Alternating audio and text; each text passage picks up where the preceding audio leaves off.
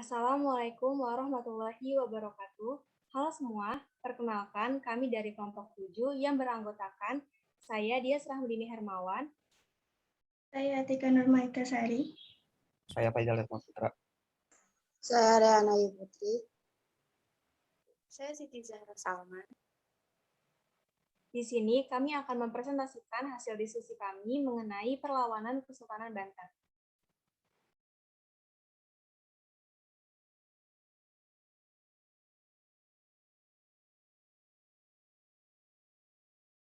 Kesultanan Banten adalah kerajaan Islam yang didirikan Syarif Hidayatullah atau Sunan Gunung Jati pada abad ke-16. Pasundan Provinsi Banten, Indonesia. Raja pertama Kesultanan Banten adalah Sultan Maula Hasanuddin yang berkuasa antara 1552 sampai 1570 Masehi. Kesultanan Banten mencapai masa kejayaannya pada pemerintahan Sultan Agung Tirtayasa pada tahun 1651 sampai 1683 Masehi. Pada berhasil memajukan kekuatan politik dan angkatan perang Banten untuk melawan VOC.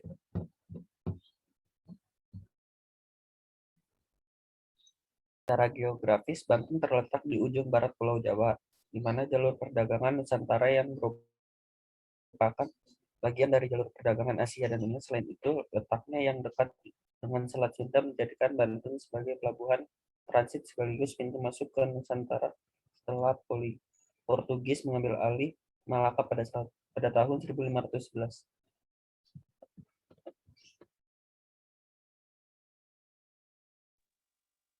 Potensi alam yang dimiliki Banten pun merupakan daya tarik tersendiri, di mana Banten adalah penghasil lada terbesar di Jawa Barat dan penghasil beras dengan dibukanya lahan pertanian dan sarana irigasi oleh Sultan Ageng Tirtayasa. Selain itu, karena letak Belanda yang jauh dari wilayah Nusantara, menyulitkan Hirin ke-18 untuk mengatur dan mengawasi kegiatan perdagangan.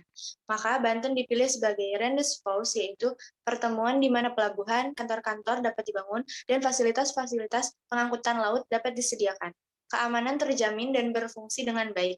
Hal inilah yang membuat VOC di bawah pimpinan Gubernur Jenderal John Matsuyker hendak menguasai Banten.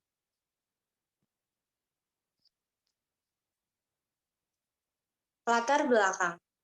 Yang pertama, adanya blokade dan gangguan yang dilakukan VOC terhadap kapal dagang dari Cina dan Maluku yang akan menuju Banten. Yang kedua, adanya keinginan VOC untuk memonopoli perdagangan di kawasan pesisir Jawa.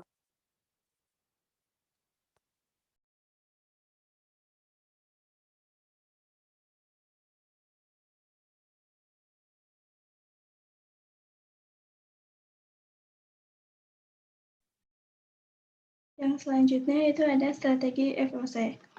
Strategi yang dilakukan FOC untuk menaklukkan Banten adalah Divide et Impera atau politik adu domba.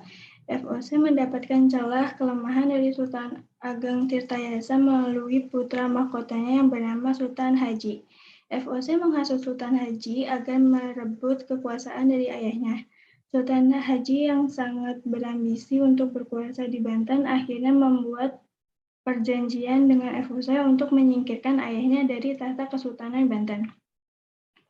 Perjanjian tersebut dilakukan karena Sultan Haji khawatir akan tahta kekuasaan Banten nantinya tidak dilimpahkan kepada dirinya, tapi kepada Pangeran Purbaya selaku saudara laki-lakinya.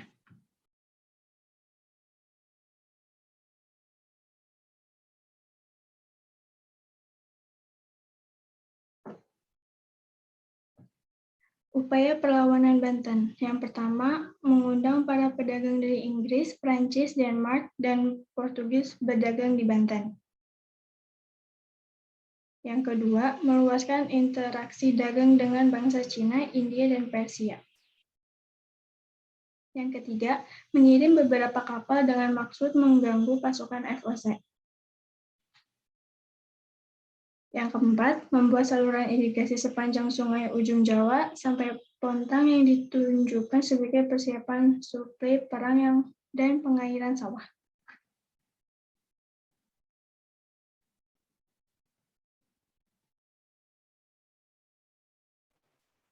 Kemudian kronologi perlawanan Kesultanan Banten. Mulai tahun 1619, VOC sudah berhasil menguasai dan membangun benteng pertahanan di Batavia, yang sekarang Jakarta.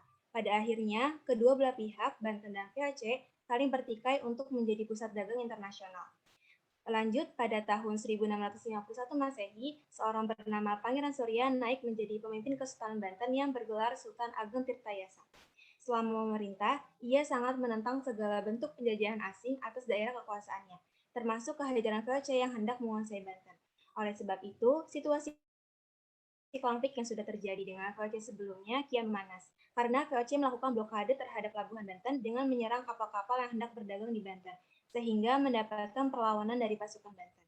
Untuk meredakan perlawanan tersebut, VOC mengirimkan utusan sebanyak 2 kali pada tahun 1655 dengan menawarkan pembaharuan perjanjian tahun 1645 disertai hadiah-hadiah menarik.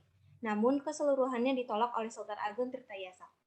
Bahkan, Sultan Ageng Tirtayasa menanggapinya dengan memerintahkan pasukan Banten pada tahun 1656 untuk melakukan gerilya besar-besaran dengan mengadakan pengerusakan terhadap kebun-kebun tebu, pencegatan serdadu patroli VOC, pembakaran markas patroli, merusak kapal-kapal milik Belanda yang berada di pelabuhan Banten, dan pembunuhan terhadap beberapa orang Belanda yang keseluruhan dilakukan pada malam hari.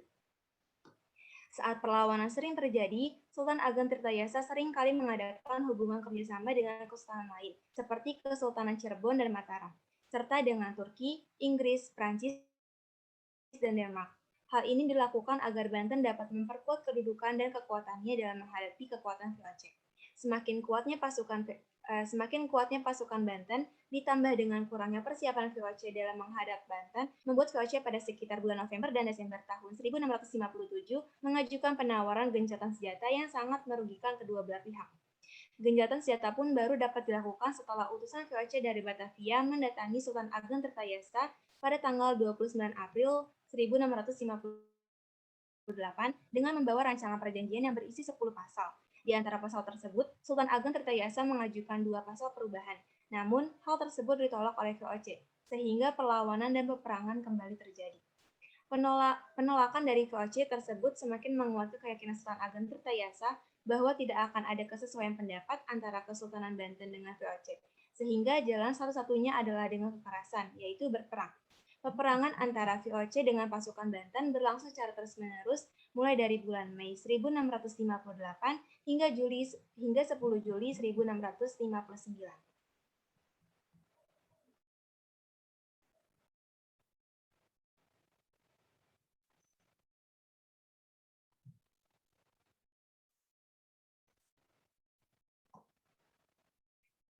Di tengah situasi konflik, pada tahun 1671, Sultan Ageng Tirtayasa menitahkan Sultan Haji menjadi orang yang mengurus masalah dalam negeri Banten. Terkait masalah dengan luar negeri, merupakan urusan Sultan Ageng sendiri. Nah, pemisahan kekuasaan ini diketahui oleh wakil Belanda di Banten, yaitu Wycliffe, yang kemudian mendekati dan menghasut Sultan Haji untuk mencurigai ayahnya dan saudaranya sendiri. Pada saat itu, Sultan Haji pergi ke Mekah dengan meninggalkan kekuasaannya untuk sementara waktu.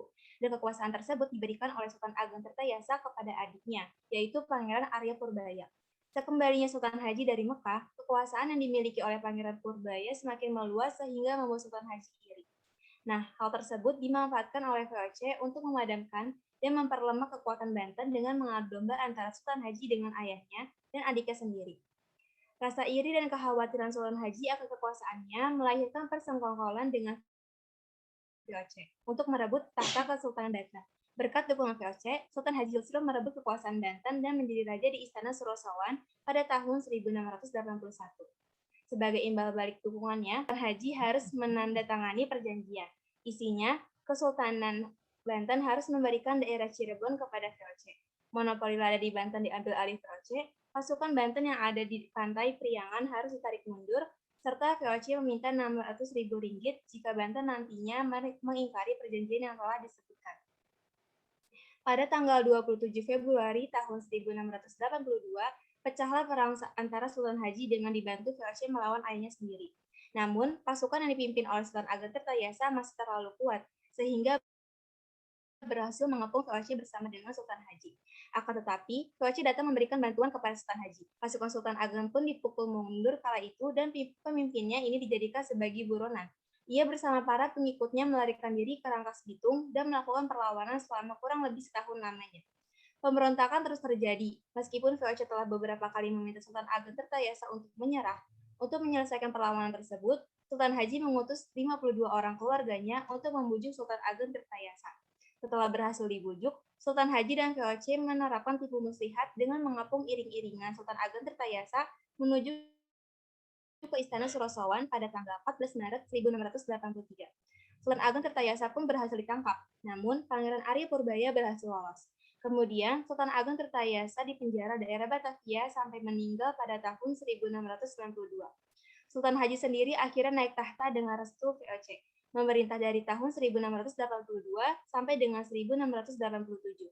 Pada tanggal 17 April 1684, ditandatanganilah perjanjian dalam bahasa Belanda, Jawa, dan Melayu yang berisi 10 pasal. Perjanjian inilah yang menandai berakhirnya kekuasaan Kesultanan Banten dan dimulainya monopoli VOC atas Banten.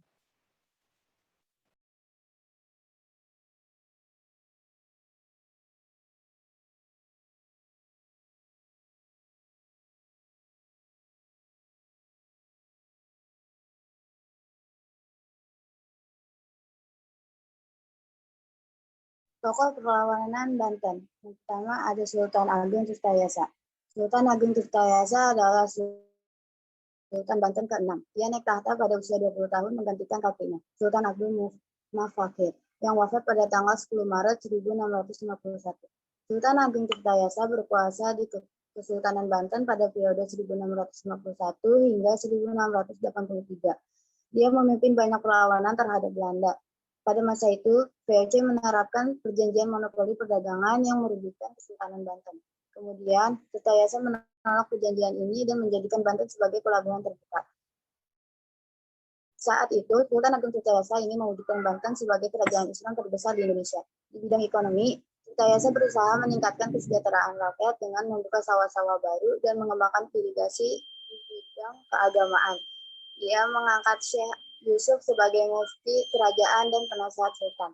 Ketika terjadi sengketa antara kedua putranya, Sultan Haji dan Pangeran Purbaya, Belanda ikut campur dengan cara bersekutu dengan Sultan Haji untuk menyingkirkan Sultan Ageng Tirtayasa. Saat Tirtayasa mengepung pasukan Sultan Haji di Sorosowan, Banten, Belanda membantu Sultan Haji dengan mengirim pasukan dan dipimpin oleh Kapten Tak dan Saint Martin.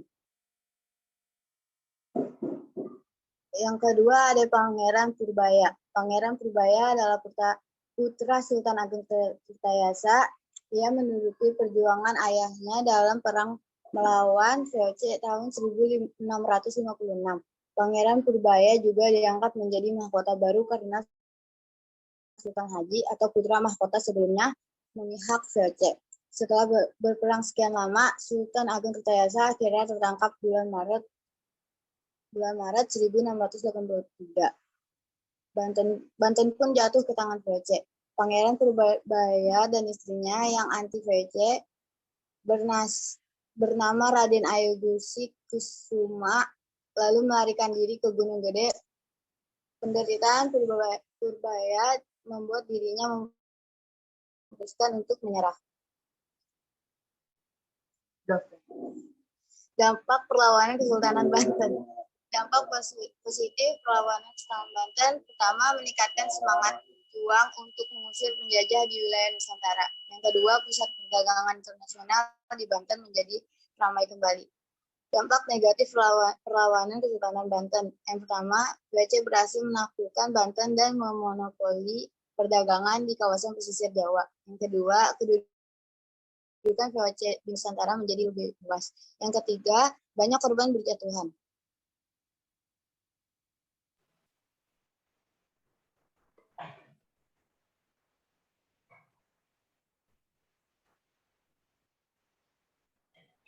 Demikianlah kisah perlawanan Kesultanan Banten terhadap VOC yang dipimpin oleh Sultan Ageng Tirtayasa setelah dikhianati oleh anaknya sendiri.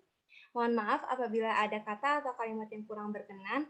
Sekian dari kami. Wassalamualaikum warahmatullahi wabarakatuh.